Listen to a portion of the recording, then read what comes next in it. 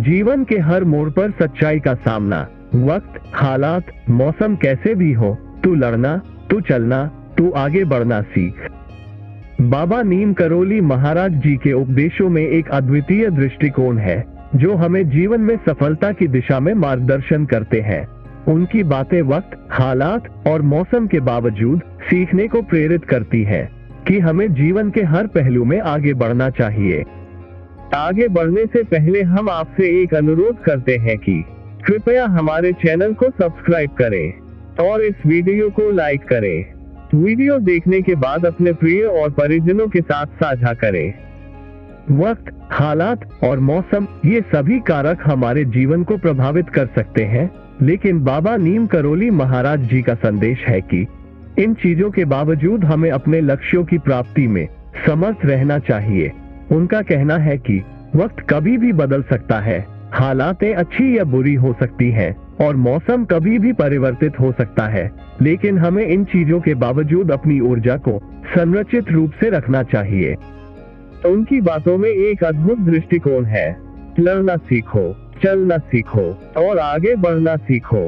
ये नहीं सिर्फ एक आदमी को बल्कि पूरे समाज को भी सकारात्मक दृष्टिकोण में बदलने के लिए प्रेरित करते हैं। लड़ना सीखो। जीवन में कभी कभी हमें अनेक परिस्थितियों का सामना करना पड़ता है जो हमें चुनौती देती है। बाबा नीम करोली महाराज जी कहते हैं कि हमें इन चुनौतियों का सामना करना सीखना चाहिए और उनसे सीखकर मजबूत होना चाहिए। लड़ना न सिर्फ शारीरिक स्तर पर होता है बल्कि मानसिक और आत्मिक स्तर पर भी होता है। उनका अद्वितीय सिखावा है कि जीवन के हर मोड़ पर हमें अपनी ऊर्जा को सकारात्मक रूप से देखना चाहिए और हर मुश्किल को एक नई संभावना के रूप में देखना चाहिए। चलना सीखो। चलना हमारे जीवन का एक महत्वपूर्ण हिस्सा है। बाबा नीम करोली महाराज जी कहते हैं कि चलना सीखना हमें जीवन के सभी पहलुओं में समर्थ बनाता है।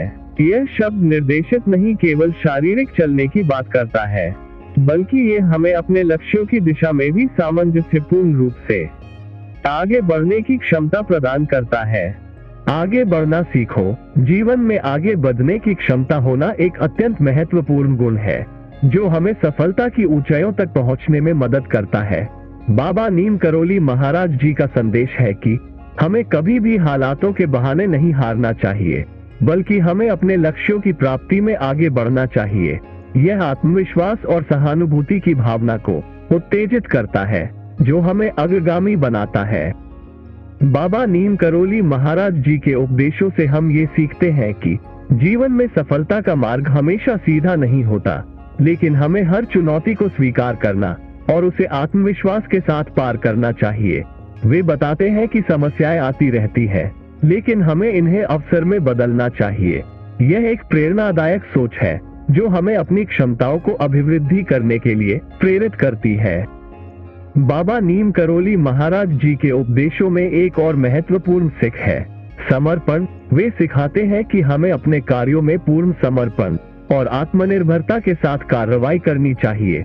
समर्पण का मतलब है अपनी सारी ऊर्जा और ध्यान को एकमात्र कार्य में समर्पित करना, जिससे कि हम अपने लक्ष्यों की प्राप्ति में पूरी तरह से समर्थ हो सकें।